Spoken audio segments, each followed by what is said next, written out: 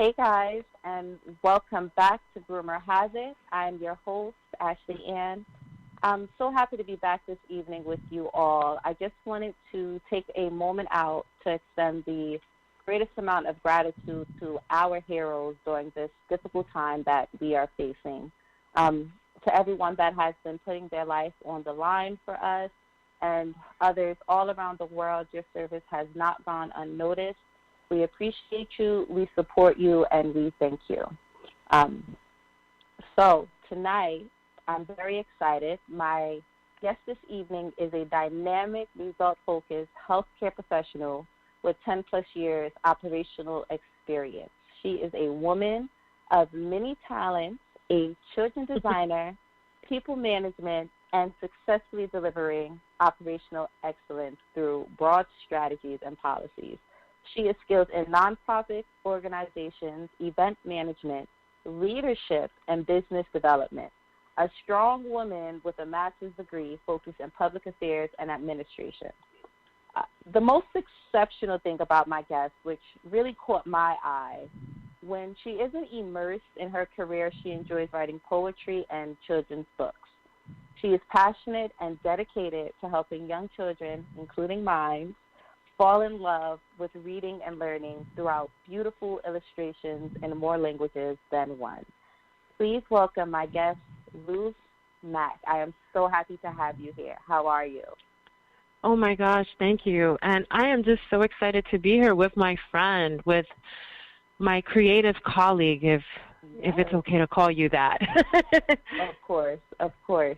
How are you doing? It's a lot going on right now in our world. I know you're in the city, so how are you doing? How's your family? How's everything going over there on your end? So far, my family is fine. I've been, just listening to all the news and our leaders advising us to stay home. The only time we go out is for food, which is not a lot of times, like once a week. We really try to live with the food we have. Sometimes we do cheat and order in, but I am just so afraid of this virus, and I think that's not just me. A lot of people have a lot of misconceptions about it and don't know, but it's actually hitting closer and closer to home because today I found out in my tight-knit, close circle, there's over 4 people I know that is infected with coronavirus now. That's horrible. And it's horrible. There's not a lot that we know about this virus. I'm in healthcare myself, even though I'm not a clinician. Hearing the talks about it and seeing providers being so transparent how afraid they are and the lack of resources we have, I really do recommend to our listeners that are hearing in, please just stay home as much as possible, practice the washing hands, limit your encounters outside because there's still a lot we don't know about this virus, and this does stay in the environment for a long, long time, meaning if someone's outside standing in a particular area and not sure if they're infected, just by mere chance that you walk by that same path they are, you could get infected because we're not sure if the molecules are staying in the environment for how long. Like there's much not known about this virus. That's the whole fear about this virus. It's an invisible enemy. Exactly. And that's why, like you said, the social distancing is so important right now, just so we can help flatten this curve of people becoming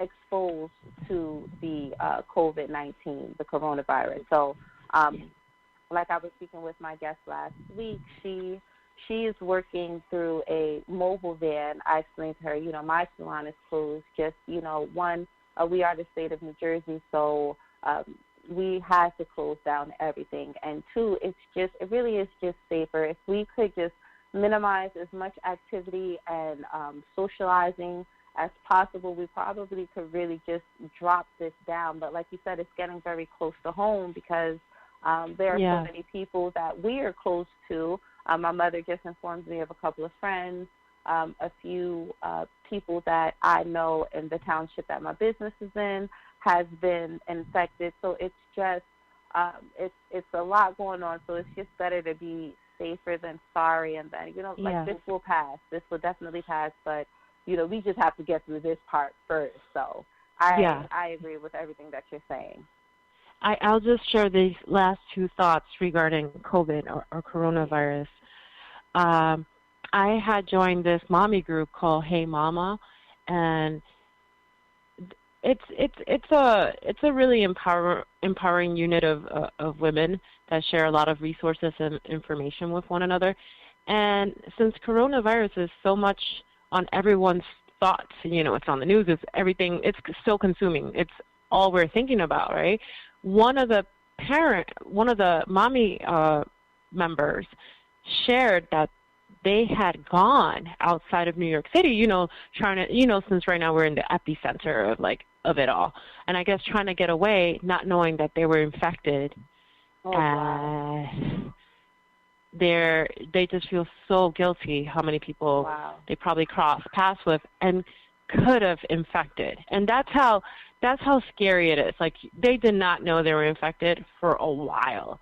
And then the last thought was, even where I work at, one of the faculty members that were speaking, when I say faculty, I mean like a doctor that doesn't only practice and sees patients, but they do talks, they do research, they run, they have a lot of accolades to their names, basically, to their title. But they were saying, like, one of the most disturbing things is that you see people still in New York City going on runs, going food shopping, taking their kids to the park. And in one of our morning meetings, he's like, does no one know what stay at home means? And I was just like, you want to laugh, but you're like, I'm like, you're freaking right. Like, I don't know what to say. Like, there's only so much urgency we could say stay at home. So exactly. they have said that only because it seems like March is not the worst month. The worst is yet to come, and that was something that a lot of providers are afraid of. Oh boy. Well, like I said to our listeners, if you aren't in the essential business group, I will definitely say let's just practice social distancing as much as possible so we can get past this. Because, like you said, Luz, some people don't even know that they have the coronavirus. Some people don't even experience symptoms. So it's just just to help other people. Like I said, to flatten this curve, it's just better that we just practice social distancing as much as possible. As much as possible. If you don't need to leave, don't leave, and just be mindful. Practice hygiene, wash your hands. Sneeze into a tissue or into your elbow. Just let's seek precautions so we can get past this part, because I think for a lot of people the anxiety is starting to build up, the fear is starting to build up. But like I said, this is also a time for people to utilize this lockdown as a time to catch up with things that you weren't able to do before. Spend time with your children, catch up on books, catch up on exercising if you don't want to get rid of a few pounds, if you want to get more in shape. It's so many things that we can well do. said. Yeah. Thank you. I pulled a muscle. I actually was trying to catch up on exercise myself. So, but that's another phone conversation. Oh, my goodness. Definitely, there's some stretches for that. Definitely probably work on a few yoga stretches that may help get that kink out a little bit. So, Ruth, I know so many of our listeners are dying to learn about you and your story, because the first time we met, we were actually on set for a television show.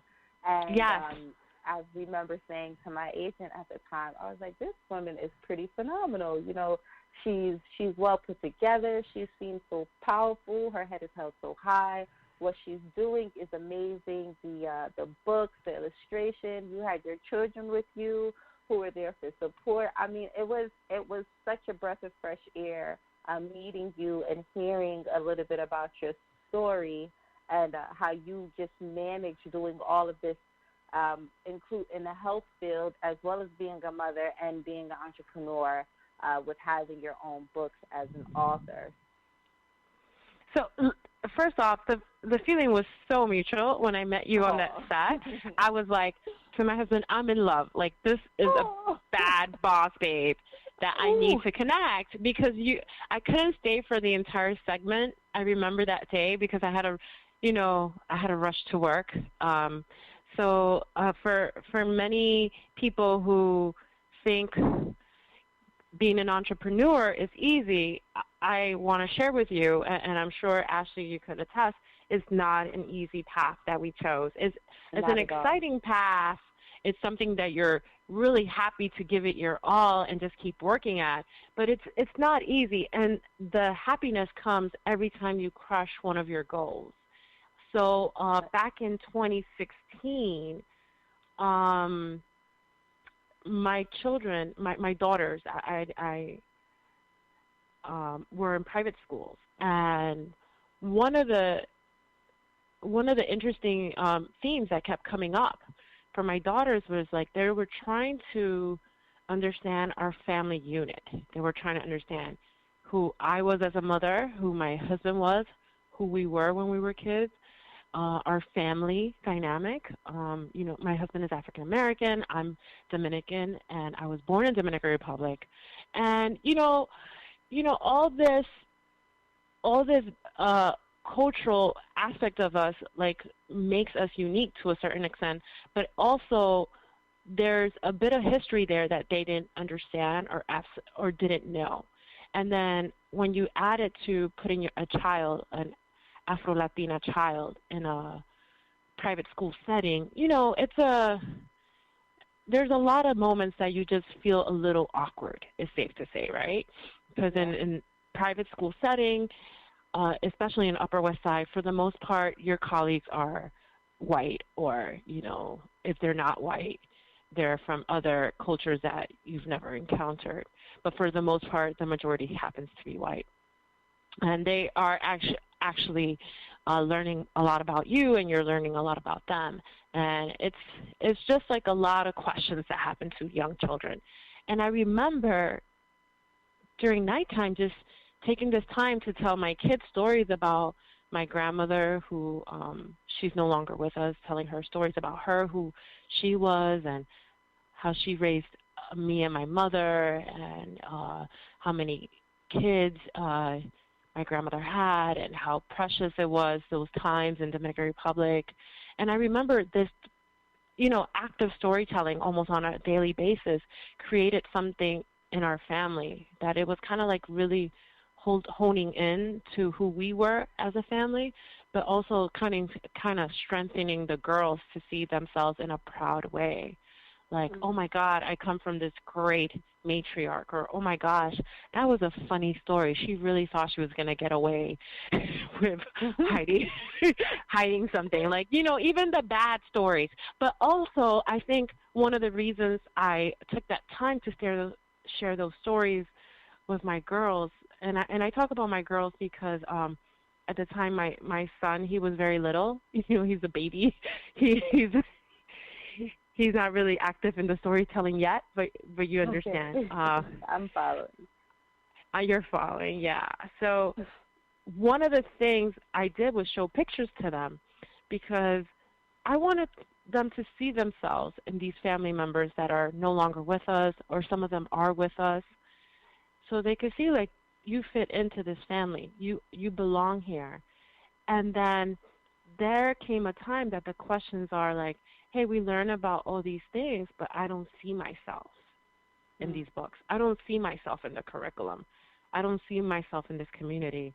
Or the part that hit home the hardest was when my daughter Chloe, who is now 9, she won't remember this. She was in a force program in this private school, and she came home so upset because she wanted to be blonde, and she wanted to cut her hair really cute into like this little bob thing and go full blonde because all her friends were blonde. And she said, no one has my skin color and no one has my hair. And that's when it was like, like it hit home. Like, Yeah. there is no resource for me to pull in to make her know that she's beautiful the way she is. And the school did a great job making her feel like included and belonging and things like that. But that's a real feeling a lot of our young girls experience, especially when they're in a setting that they don't see themselves, or their peers are not alike, or the educational materials are not there.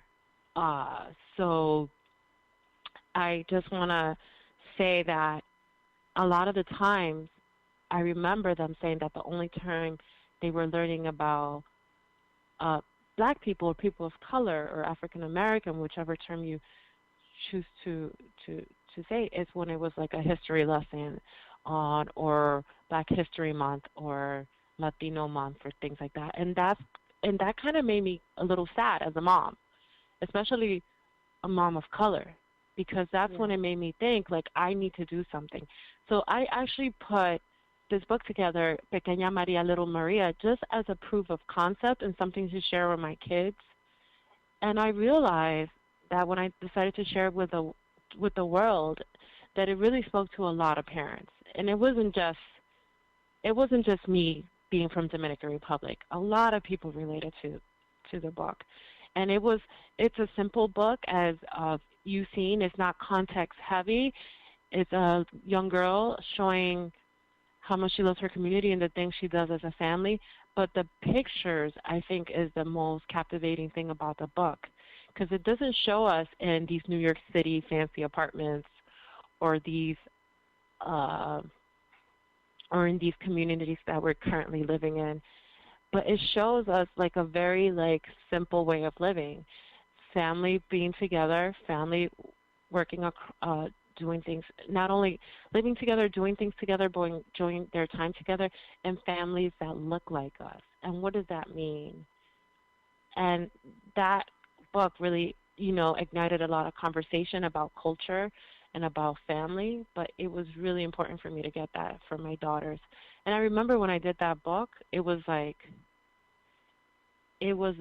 a very like moment of coming to my own realization, like, this is what I want to do going forward. I want to spend my time helping, helping our children see themselves in books and in spaces that they've never seen each other, never seen themselves before, meaning. Mm.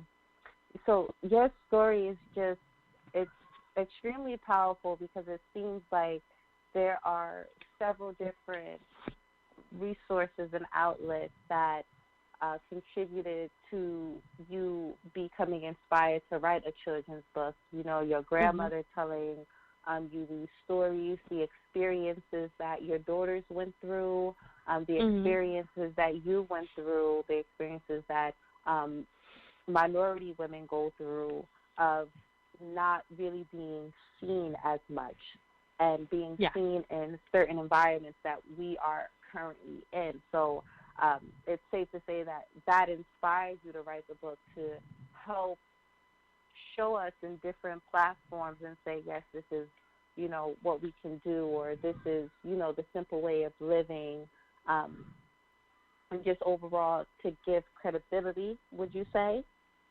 To make us just feel good. Like credibility to our story, and to show that we're coming from a good place. Yeah. We're coming from a fun and loving place.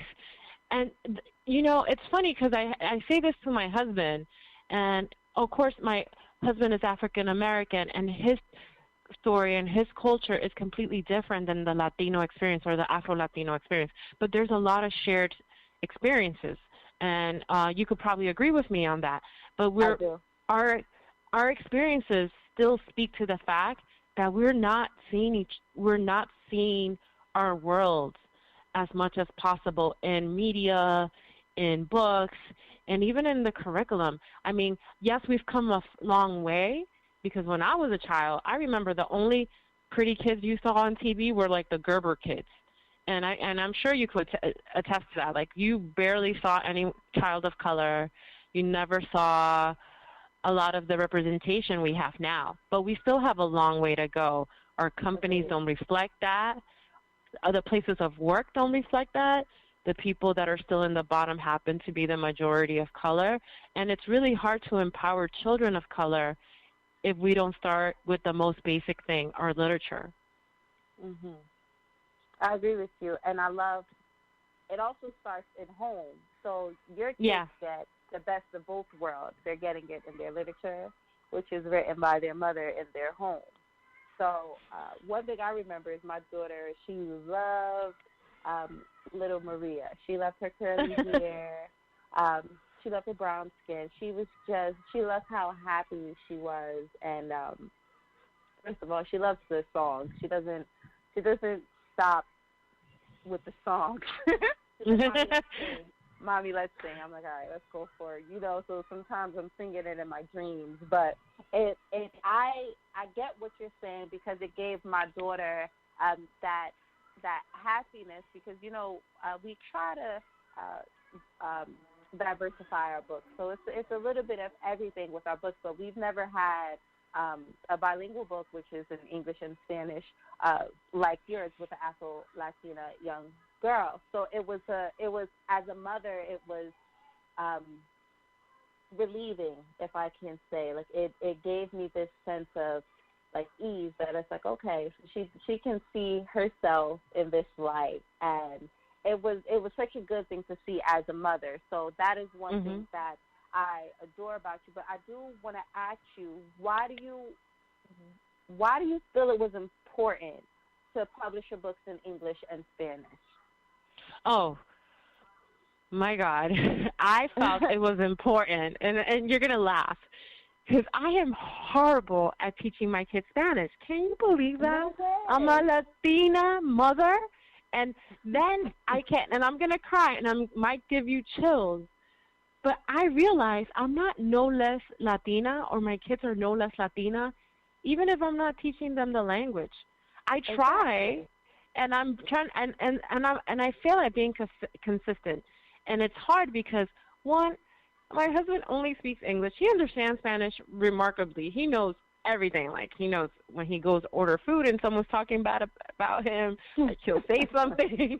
And he also knows if he's going to order something from a pretty woman, how to compliment her. Not that he's doing that, because he knows I got him. I got one for him. But I know that's right. But my kids are so hilarious. They'll understand a lot of things in Spanish, but they just don't want to speak it. So to me, it was important, because what makes up a bilingual home? Like, this is a question I ask myself all the time.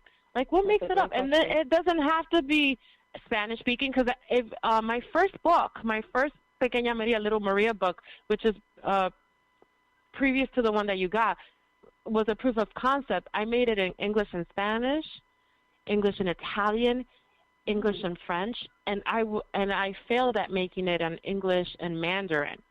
And I remember I was talking to a lot of bilingual women, like, what did you consider a bilingual home? Like, what made your house bilingual?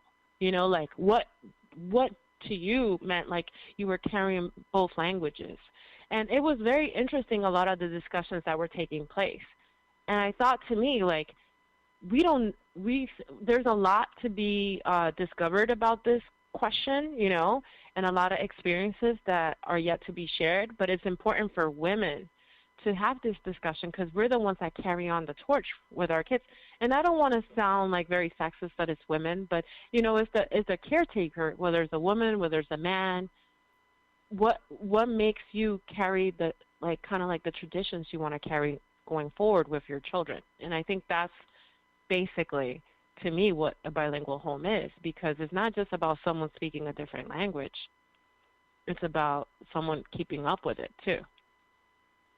I agree with you, and I agree with the stance that you have with asking other people with ideas and ways that you can learn how to balance that and bring more bilingual into your household, because I do believe you when you say that you don't speak Spanish as well, because believe it or not, I have a lot of Hispanic friends that don't speak Spanish that well. And that's always yeah.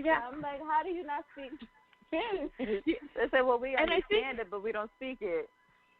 you think to me it's like so when I came to the United States I was 6 years old. I only spoke Spanish, and then when I was in the educational system, they put me on English as a second language, and English was my second language. And then I learned English really when I went to college. Mm. And then at one point, you kind of like drop one language and pick up another one a little stronger, if you will. And that's what happened. And now kind of like I've kind of missed the opportunities of strengthening my vocabulary and my Spanish skills. But it doesn't mean like I don't speak it, but I know I was a terrible teacher at home at enforcing the language. And Okay. I'm still very adamant and passionate about language. I just released a new book. I'm not sure if you saw, Natalie the Brave. And even though it's only English speaking, I do incorporate sign language, because to me language is important and it's part of our culture and is also highlighting our communities. You see a girl of color with afro hair, hearing aids, and showing sign language, and that is important because they are also part of our family and what makes us who we are. I agree. And again, what I love the most about you is that you try to spread love on all different aspects. You just want our entire community to feel loved, to feel recognized, to feel special. And the sign language is very interesting to me because that is something that I've always wanted to pick up, but it's never been anything that stuck to me. So your newest project, when I saw it, I thought, oh, this is something I can do with my daughter, Gabrielle, and that also gives me an opportunity as a mother to learn sign language. And the possibilities are endless. That's number one. Two, like you said, there's a community of us. So there are people that look like us that, speak sign language, that speak Spanish, that may speak Creole. I have a lot of family members that live in France. So there are so many different opportunities, and the thing that I love, like I said, the most about your book is that you're starting them so young. So you're instilling it in them at such a young age.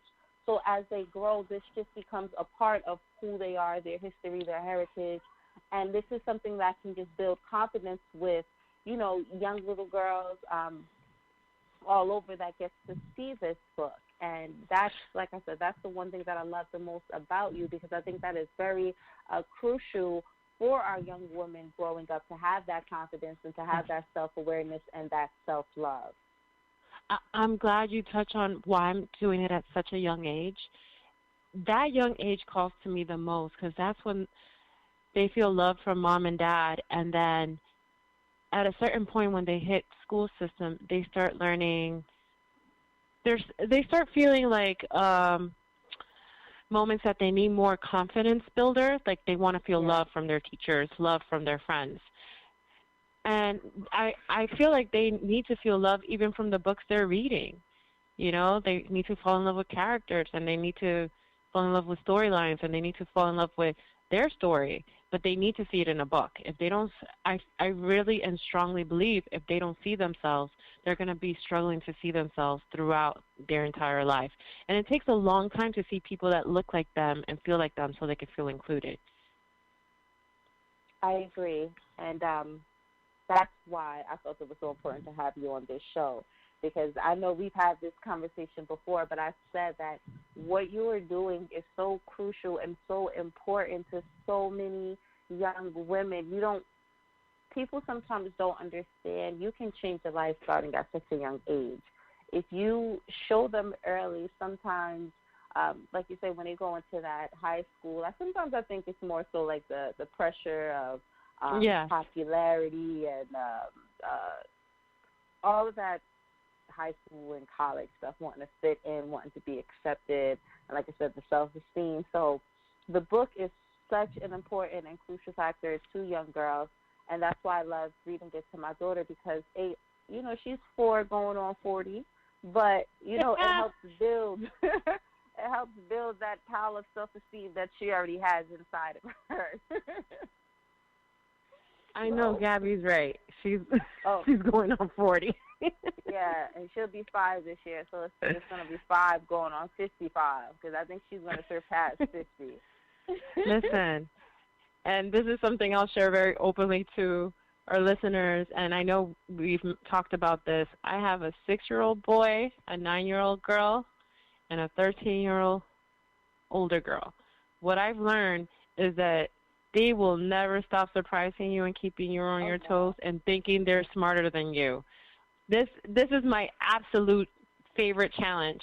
No matter what I do, they're like, okay, that's great. When I impress them a little, I have to pat myself in the back. But I'm kind of glad they do that because in a weird way, I am so scared. And I'll speak for the girls because I think it's different, the girls, how you raise a boy a little bit. There's a lot of things you do the same, but for a boy, you just nurture them different than girls.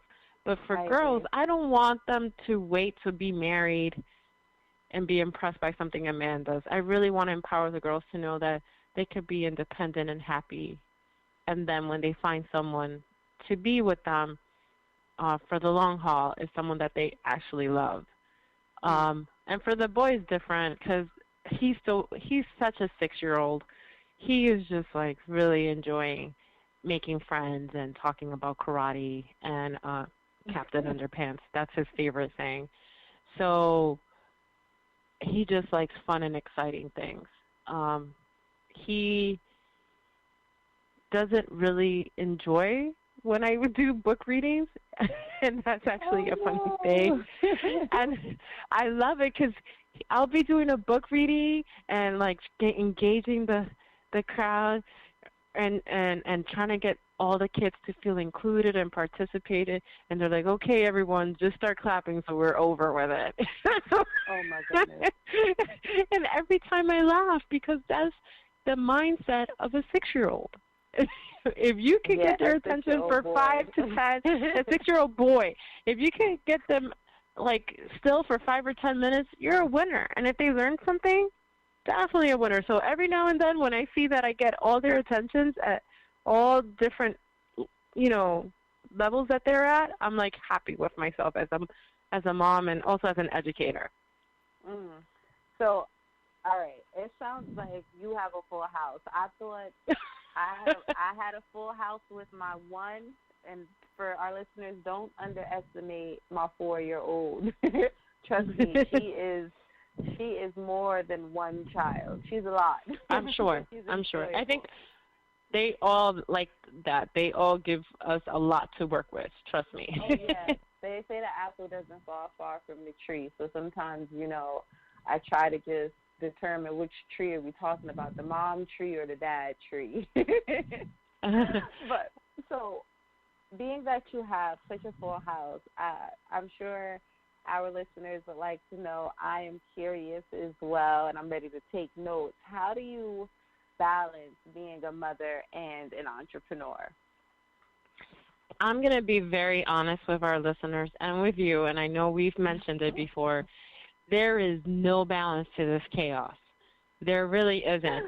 And I know I'm not trying to, make people feel like, oh, my God, I'm never going to get to my goal. If your goal is to write a book, trust me, you're going to squeeze in the time. And I'll give you an example. I was launching this book on Monday, the one that I launched, Natalie the Brave, while I was cooking rice and beans and telling someone to sit still because they were hitting the other one with a shoe, or I forgot what it was. Like they made a new sword of some sort. Yeah, and responding to an email from work. Those things happen, and not that you want, and it's in the ideal world you want quiet time to do something, and that's really the ideal world, but life doesn't happen like that. You need to learn to work in the minutia, like I say, like when everything goes south, because that's how you learn to put things in their departments or their buckets, and then you could kind of filter through things and see what works and what doesn't. So I've actually made it a habit that I give myself a month to like not think about books and just work on other things. And I'll give you an example. For Natalie the Brave, that book was done 2 months ago. And it took me 2 months ago to do the story, and the other month was just working on the artwork with my illustrator every day. And that is a process in itself.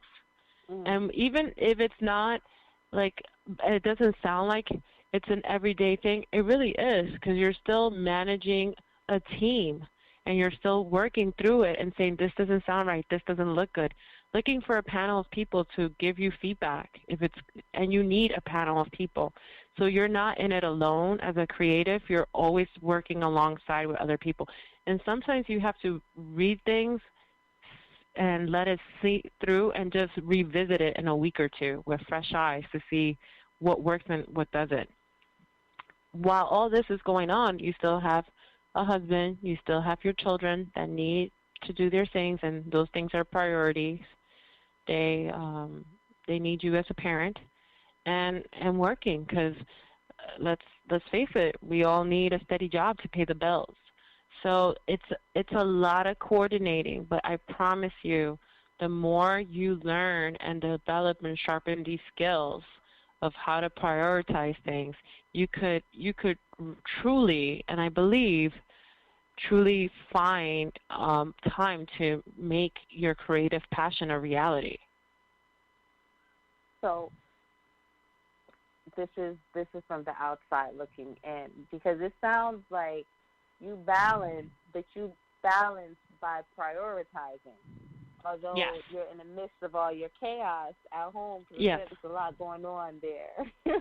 But there's a lot. Yeah, you still find that time, and that's like I said, by you prioritizing that time. So with you figuring out, for example, you taking a month off, that helps clear your mind, helps you to reset. Taking a couple of weeks off to start fresh again.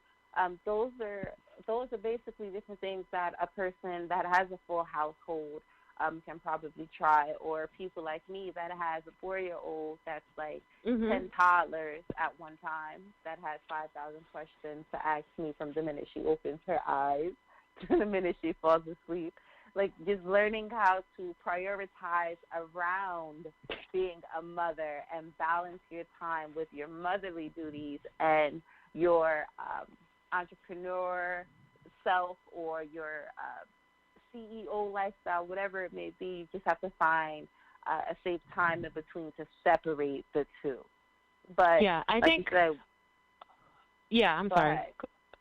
I was going to say, like, one of my biggest secrets that I learned how to use effectively, I want to say within the last 7 months, and I've been writing for a while now, but I have to say the last 7 months I've really been working from this knowledge, is using my Google Calendar and Google Drive more effectively.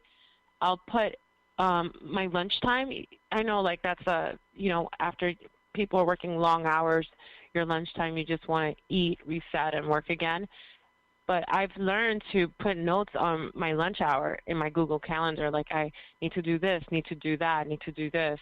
Like, for example, have a conversation with the illustrator, have a conversation with the designer, have a conversation about this, reread this, and ask for a panel. Like, I'll put all these little notes. These are examples.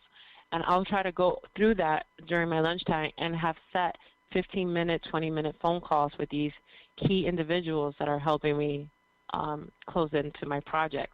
Now, for people that are starting from scratch without an illustrator or without, like, these individuals that really help make a children's book come to life, I remember doing that with none of that.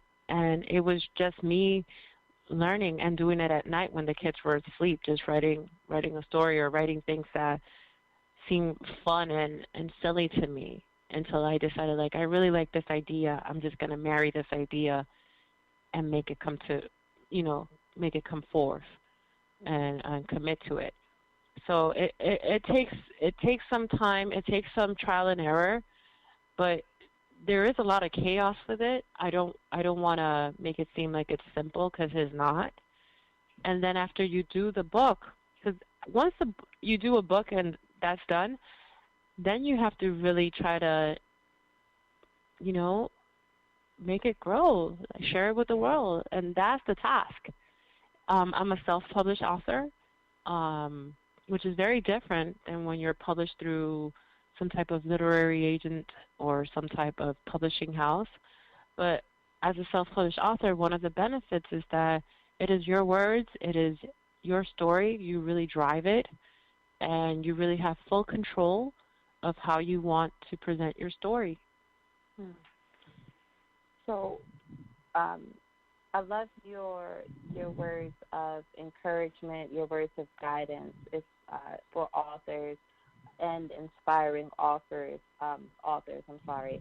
What, although you gave quite a few, what is one crucial message of encouragement that you would like to share with inspiring authors with the process of publishing, whether they want to go through a company, a firm, or whether they want to become a self-publisher, or if they just have writer's block, because I'm in the midst of writing my book as well, and that was the one thing that caught me in the beginning of the process, which was writer's block. And, I mean, it took me a couple of months to get over that. So, you know, you're a seasoned groomer. What is something that inspiring authors should know with this process of becoming a published author?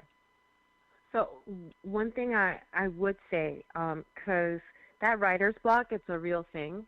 It is so real. And I'll go back to using Google Drive. I have pages, just pages on pages of stuff I wrote. And I love a sentence and I hate a sentence, and sometimes I write pages of a story not knowing where it leads. I found on my Google Drive a story I wrote over 10 years ago called Logan Awakes. And I wrote this, and it was supposed to be a sci-fi. My first inspiration was to write a sci-fi. This was before Pequeña Maria. And I remember reading this, and I was like, oh, shit, I'm good. Like, I'm reading this, and I shared it with my husband, and he loves it, and with the kids. But I had writer's block. I never finished that story. I just left it on a couple of chapters. And I remember finding more and more stuff that I was writing down. So I think the point to me sharing this is that you have to save things. You really do, and just come back to it with fresh eyes. You are going to have writer's block. I'm sorry. It's something I wish I could say we could overcome. One of the things that does help us with writer's block is if you have a subject that you're going to write about, and a lot of people ask me how to start with a book and then how to overcome the writer's block. I'll go to this example. If you're going to write a book of a day at the beach, write a bullet points of everything you want the book to incorporate. I took a walk along the beach. I make sandcastles. I collected pretty stones. I saw my friends, or something adventurous happened, like a turtle talked to me, and I had this long conversation with the turtle, and it ended with me and the turtles playing in the water. And this is just me using a fictitious kind of like strategy, right? I'm like kind of lining out something. This is actually what I do a lot for children's books, stories. I just write silly things where I want the story to go. And then on my second page, I'll write, how does the turtle look like? Why was I talking to the turtle? Who does the turtle represent to me? Do they represent a parent? Do they represent a friend? Do they represent something? Because there's a lot of symbolism in how we create a book. I'll give you an example with Natalie the Brave. It was representative of my sister, something that actually really happened. But you have to write all these bullet points. And sometimes you might get stuck and you don't know where you end, but if you keep dissecting your goal of what you want to do this, you'll be happy to find out that you can come to an ending. There were many books that I struggled with coming to an ending, and I was surprised that this strategy helped me. There's many strategies. I don't want people to feel like this is the only strategy that could help people like overcome that writer's block. Um, Secondly, I want to encourage our listeners to find websites like Fiverr or Elancer or um, just they could even Google to of meetups for other writers. You could, if you're working on a piece that you really, really love and you're not sure how to edit or if it's good enough, you could go to a meetup group and sit down with other fellow writers and just share your story. And that's a way you can see if this is a story you want to go for it and publish. On Fiverr, you could actually find an editor and have an editor critique it for no more than $15 or $20. In Fiverr, you could also find illustrators that you might be willing to work with if you want to do a children's book or if you want to do something else that will require some illustrations.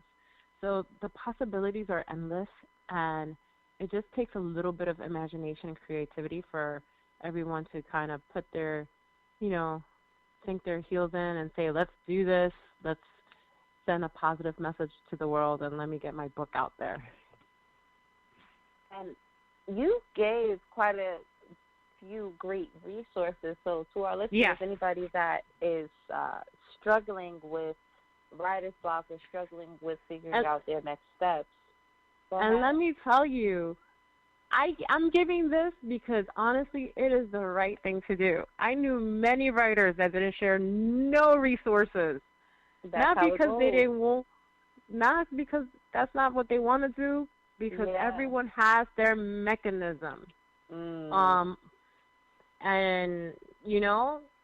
I get it. Like I said, I'm sharing like the things that made me work and how things started happening for me, but like everyone is going to have their own path to walk and their own experiences to learn from and grow from. But I'm really happy to provide resources because I feel like this is what life is about, sharing and uplifting our communities and uplifting one another. And I agree with you, and that's the one thing that allowed us to become so close because we were open with sharing our experiences. And, like I said, the reason why I said that's the way it goes is because in many fields and careers, a lot of the time, often more than less, you will find people that, want to just kind of withhold information or just keep what they've gone through to themselves.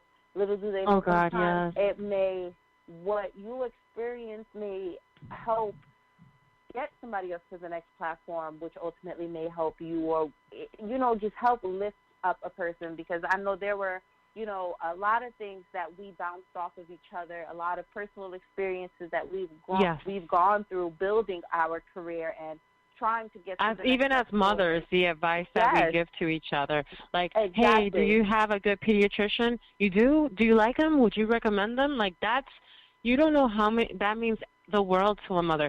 So, it's weird because, I was raised by two Christian parents. One was a bishop, and my grandmother that passed away many years ago, they didn't know this foolishness of withholding information. And I'm going to say it's foolishness because it's something that we've kind of carried on in our society. Like if you see people in jobs, corporate jobs, even in healthcare where I've been, I've seen these powerful women go up the ladder. But when it comes to powerful women and men, let me not make it very women-driven, but a lot of our fields are women-driven, especially in healthcare. They would not share information for the life of them, even if they know a meeting has changed. Let's give you that example. Meeting has changed, and now it's a new title for a new initiative. They won't even share that with the group. They'll let people kind of like stumble into a meeting not knowing and just like very ill-prepared. That's not how we win. And I'm sorry to say that's not what I want to be about. So I am happy to share information, but at the same token, I've learned from people that don't share information. So we can't give people that don't share information a hard time, because I learned something from you. Yeah, you know my experiences.